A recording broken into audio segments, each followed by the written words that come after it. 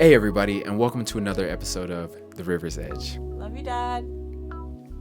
I really can't put into words what my dad means to me. My dad is a hero, a legend, a coach, a teacher, a disciple, and a father figure amongst a plethora of other things.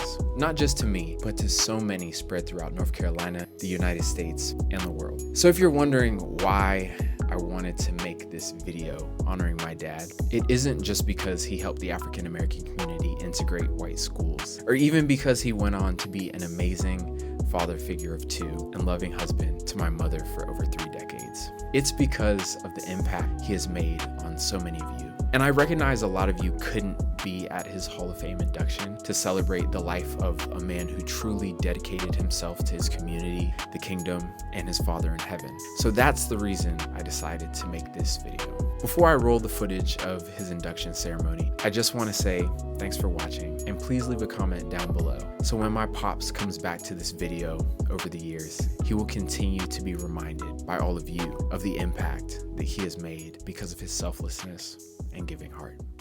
Thanks. And again, in the words of those who nominated him, Mr. Rivers can be remembered most fondly for hosting the annual Martin Luther King breakfast events yearly, raising money for minority scholarships given by the college, and hosting Tea with G to foster unity and encourage minority students on campus. Written about Mr. Rivers, friend George Howell wrote, "Gary Rivers was more than a baseball coach of teens. He cared about the young men and their futures."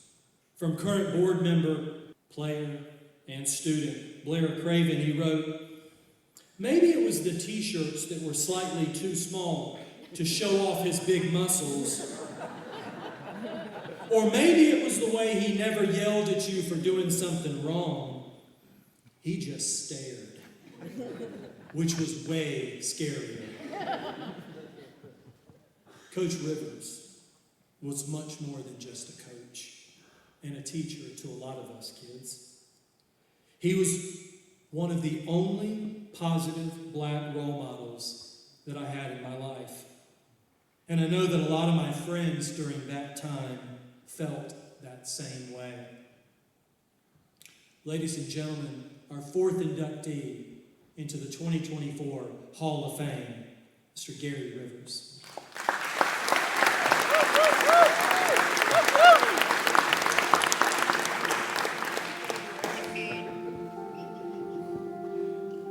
I got into education really by accident, and I had a few classes left in my curriculum to finish up for my degree, and I ran into some educational courses. End of the story.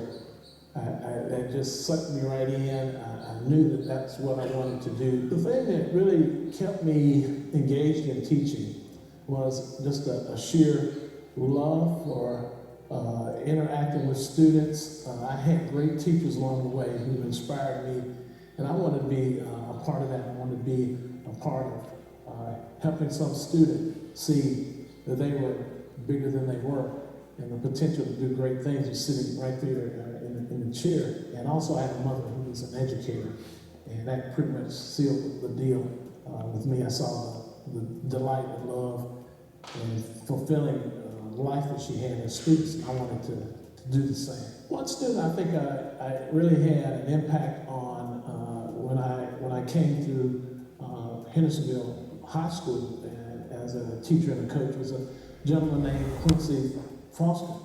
Quincy Foster came here from New York. He was with a single mother.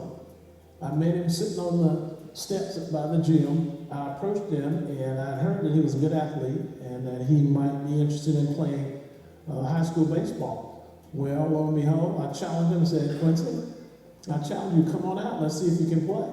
And he came out, and he turned out to be an outstanding player, outstanding student, outstanding person. He's now an outstanding father. And he took on the challenge, ended up being a professional. He got drafted by the Florida Marlins, and he went through that. We stayed in touch off and on. I consider him a lot of times as my second son. And just the other day, I had a conversation with him about the rearing of his son and how good a job he's doing that, and he gave me a compliment. He said, "You did the same thing with me." Major highlight probably of my career back in 1990, I was able to get with a group of young players and ambitious players, and we won the state championship in North Carolina in baseball. Came up with a program called the YAY program, Youth Academic Enhancement Program, and we started there, and it just grew and grew and grew. It was a mentor program, and we expanded that program ultimately from the middle school down into the elementary. What became the Project Edge program, where we partnered with GE. They gave us a $250,000 scholarship, and it benefited a lot of kids who didn't have scholarships, who didn't have money coming out of the household. I never planned on coming back. Like, I never planned on getting into education. Never planned.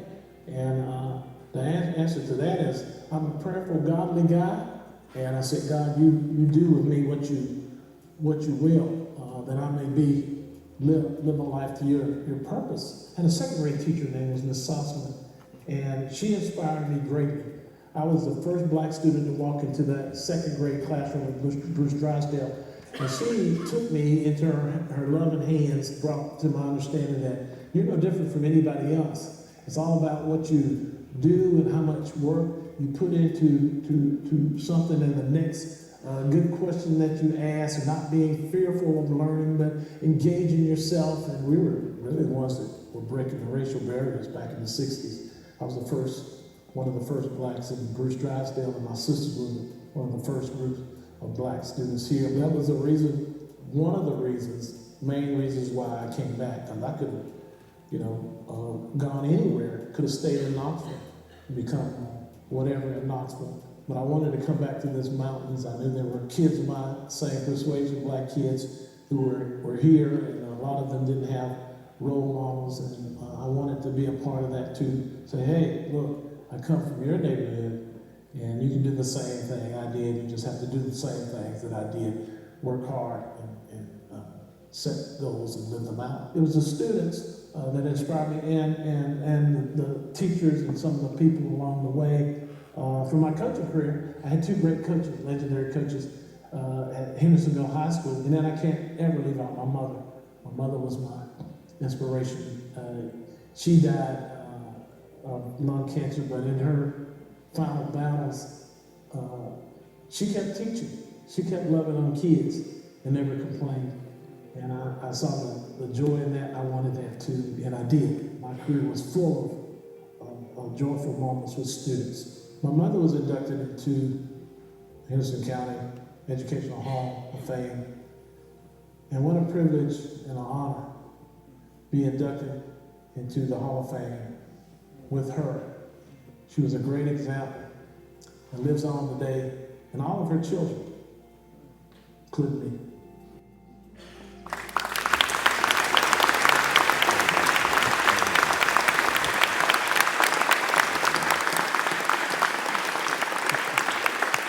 Everybody knows that I'm a preacher's kid. Can I get an amen to that?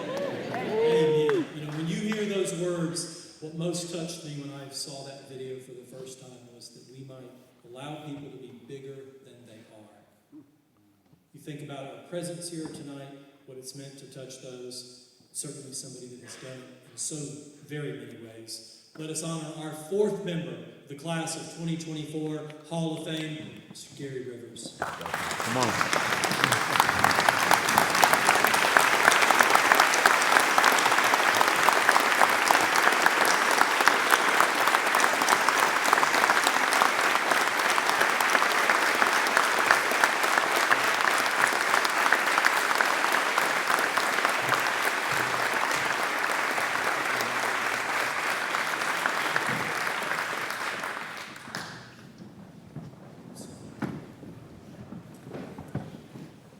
This might be, I've not fact-checked this might be the only mother-son group. We could have set history tonight. This could be the first mother and son inducted together. Let's give Mr. Rivers a round of applause. One more time,